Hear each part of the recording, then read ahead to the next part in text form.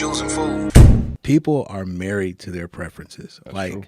they legitimately think that whatever they prefer, that was the best. That's right. Even though it may not have legitimately been the best, it's just that's what they prefer. So my big thing was, I was thinking the other day, I said, man, I really got to do some kind of teaching, some kind of lesson of preaching on the importance of realizing that your preference may not always be the best thing for where you are in your life. That's right. Okay, think about it. What's your favorite era of R&B music? Obviously the 90s, because that was, you know what I'm saying, that's the era that I was being really, really bad. It was in the 90s, like late 90s. He was out there living a life of degradation.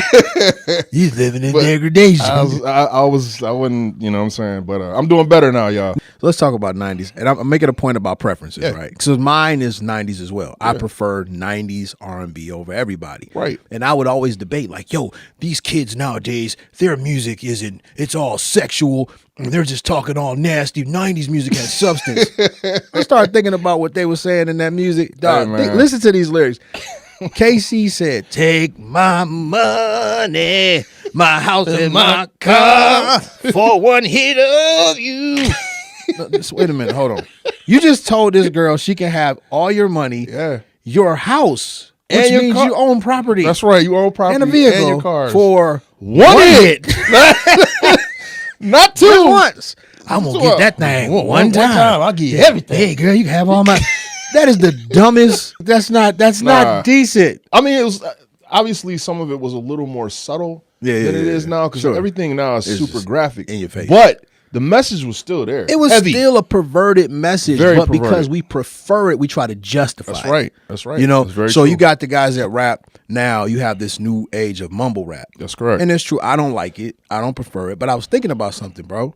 The mumble rappers, you can't understand them. But if you find out what they're saying, the lyrics actually make sense. That's correct. Our rappers in the 90s, you could understand them.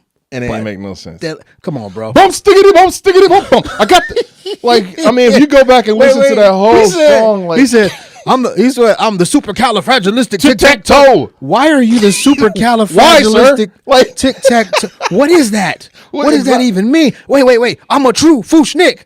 What is a true? You're a true fooshnick? The name of your group is the Fooshnickins? What is a Fooshnickin? We still don't know what that is. And if you listen to a lot of them lyrics, they made zero sense. There was literally, it's like somebody tells you to write a book report and you just write any and everything you can on the page. Like banana. Like what? Hannah Montana. Because it rhymes. Because it rhymes. But we defend it like, no, we were saying something. That's right. No, you weren't. It was all silly. Like what they're doing is silly. Yep. What we were doing was silly. And like you said, it's more blatant. Yeah. But the message was still the same. Yep. So we have a tendency of when something is my preference, I want to justify it so that I can discredit what your preference is. And I see it like in life, in religion, in church. A person will be like, oh, these young people running around with Maverick City and they got their ripped up jeans on. That ain't holiness. Right. But if this person's life is being changed and this person has shifted their way of thinking and they've become a benefit to society. Now they're not on drugs anymore. They found their way. And you mad at them because they don't wear quote unquote church attire? Yeah. I mean, think about how many people have been turned away from the church just based off traditions. You know, tradition and standards and things that have absolutely nothing to do with Christ. Nothing to do with what I'm saying? That's why I love our congregation and what we do. And that we bring so many people in because they don't feel intimidated. Yeah. And they know they can still wear their gear and they can still, you know, wear their hats and all that type of stuff. And our own pastor on occasion, yes, he dresses up, but the kids, they appreciate the fact that their pastor comes in with the latest pair of shoes on. Sure. Things like that, man. They can relate to that more so I'm thankful for that. We embrace all of it. Like you got one person to have on, like, you know, Dad's gonna wear his suit every Sunday, or you have, you know, Elder Miles to have on his suit, whoever. But then it's like you got a bunch of kids that come in there, they doing what they do. What I realize is you can have a preference, but you don't have to condemn another person because of their, you know, they're clashing with your quote unquote preference and idea. And so I think a lot of times, man, in life, we don't experience the fullness of what God has for us because we like something and we marry ourselves to that. Yeah. And then the thing is, too, when we think we like something so much, we don't give other things an opportunity. You don't give it a chance. And bro, how many times have we missed out in life on experiencing something that we might have liked better. That's right. Because of our unwillingness to try something different. Because, we'll go to a restaurant, man, and one thing I say about my brother, Mill will try something. He'll try it once and see if he like it.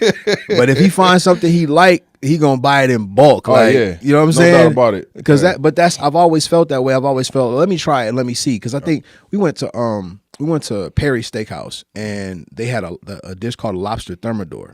I had heard about it, but I had never had it. Now, I love lobster, but the lobster thermidor is a different kind of dish. Right. Didn't really look that appealing to me when I saw the photo of it. Man, I was like, let me just try it. Loved it. Yeah. So like now I'm sold on lobster thermidor. But based off of the look of it, you probably would have just been like, no, because you've had me try things. This dude is the restaurant connoisseur, so I've tried different places because of him, and there would be dishes that I probably would never have ever even thought about. That I've tried because of you, and I enjoyed it. Some of the best meals I had. Man, listen, and so I think what happens is the enemy really has us in prison a lot of times into believing what you like, stay there. That's right. Because I know he knows if you expand and you go beyond, many people are going to suffer in relationships because they have their preference of what they believe a relationship should be. They're never going to experience the fullness of entrepreneurship or going towards a goal because of their refusal and unwillingness. Yeah, because they can do it, they're just not willing to do it. Yeah, and the enemy also uses fear as a tactic because he knows if you're afraid, you won't go outside of your parameters to try things. When we started this fitness thing with FamFit, man, bro, I had to learn things I had never even thought of before. I'm a dumbbells and barbells guy. I had to learn computer programming and software and all these type things that go into putting together a 24-hour fitness facility. And when I was having these meetings, I'm sitting there like, man, God, I don't really know if I want to do this. Like, I don't want to do all this. It's too much. And you know what I'm saying? I had to really kind of buckle down and like really, get in, kind of pray about it and things like that. And even counseling with y'all and talking with y'all about things and keeping things rolling. But for a while, I was like, man, I don't think I want to do this. I just wanted to have a gym and have people come and lift weights. It doesn't work that way if you open in a gym. It just doesn't work. But you know what, man? You just said something so powerful in the discussion of you going forward. Fear is oftentimes the reason why a lot of people just act like they have their preference. Because it's really like that's so good that you said that. They're intimidated to try something new. So then they just say, well, no, I just like this. You know what I mean? I just want this. And then it's a safe place for me. So instead of me actually branching off and having to learn something, I'll just stay married to my preferences. And this is how we get dated. Very much so. So watch this. Now we say things like, now see, this is real music right here.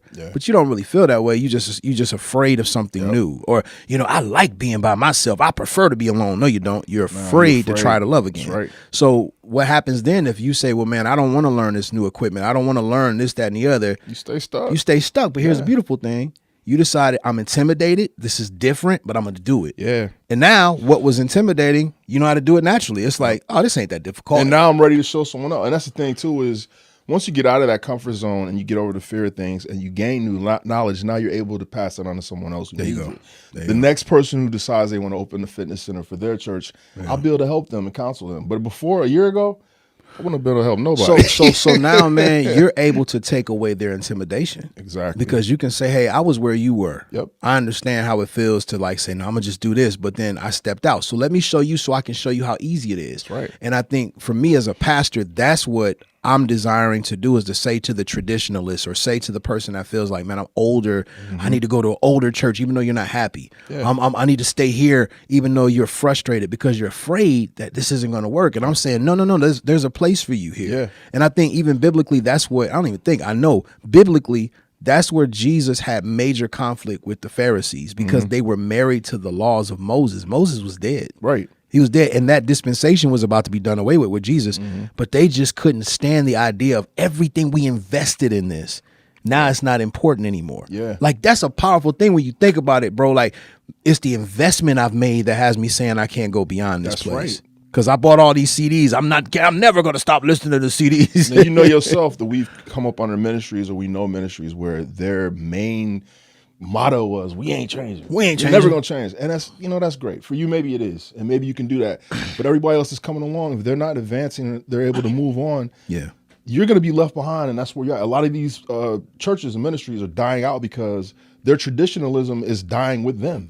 These younger people are not going along with that. They're trying something different. And that's why, even with our ministry, I'm so glad for everything we have as far as with our youth and with our senior citizens and different things like that, our older saints. We have different broad ministry capabilities that apply to everyone. So people feel welcome, man. You know what? Through the door. It's a bad thing when you become a prisoner to your preference, man. Yeah. You become a prisoner. You're literally just paralyzed from progress and moving forward. And I think that's like talking about music earlier, talking about, you know, sports, etc. Most people base everything on what I like, or as you said, their comfort zone for fear of progressing, moving forward. And I love what Paul says in the scriptures. He says, I'm forgetting those things that are behind me. I look toward the things that are before me. I press toward the mark. And when I read that, he was really not just talking about his past failures. He actually mentioned his accolades. He said, man, I accomplished so much as a Pharisee. I had greater linguistic skills than everybody else. I had more revelations. He says, but you know what? That was beneficial for my past. It ain't doing nothing for me now. And I think, too, you have those who get wrapped up in their success moments. That's right. And they're like, man, I had major success over here. I mean, we know dudes in our city that's still singing them old songs because they really, man, I'm telling you, doo-wop coming back, young players. It's never coming back. No, sir. No, Mr. Earl. You're going to still be performing at hotels for, 15, 16 people. Nah, man.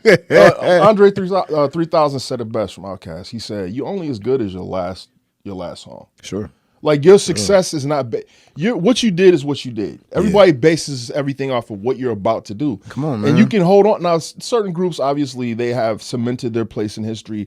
They can go back and perform their songs and do things like that. But guess who's coming to that? That crowd, that was a part of that. People. So we're not discrediting that there was some great parts and portions, and I'm not telling you to throw away what you prefer. The point is, don't miss out in life by saying, I only want to deal with this. Right. This is better. When the truth is, either you're afraid or you haven't given yourself the opportunity to expose something bigger, something better. And I think for me, man, I don't want to live this life and miss out on God's best for me because I like a certain thing. And God is saying, that's cool that you like that. But I want to show you something even better than that. I want to show you something bigger than that. Nothing wrong with you having your preference in restaurants. But if you eat at the same restaurant every week, you're depriving yourself. That's right. When you see better, you can't go back. Can't go back. You can't. I'm sorry. And if you have to go back, it's going to cause problems. It's going to be very, and that's why, man, even with relationships, like if you have, I prefer this type of woman. You're used to that type of woman. You're used to the drama. You're used to the headaches. You're used to the contention. And you don't know what peace looks like. So you try to classify dysfunction as a preference when it's just really all you know. Which is what people do all the time. And they literally go in circles and go, how many people do you know have been in, 5, 10 relationships in the past 3, 4, 5 years? Those are those types of people because peace is like, it's not normal to them. They can't have peace. I know women like that. They can't date guys who are actually nice to them. That's cute when you're in your 20s, but when you're in your 30s, late 30s, going into 40s and 50s, and you still looking for drama, there's something wrong with you. That's right. And now you're calling it a preference when the truth is this is actually your cycle, and you're trying to make a dysfunction normal and call it a preference when it's really a prison for you now. Prison. It's a prison for you. And I'm saying to people, man, those of you that are watching, you got to get to a point where you say, man, I'm not going to allow myself, even if I like a thing, to let that limit me from what the possibility of something else even greater could be in my life. Or if I'm in a situation and I feel like, man, this is as good as it gets, then you meet a person and they're like, man, this person doesn't give me any drama. This is peaceful. I'm not used to this.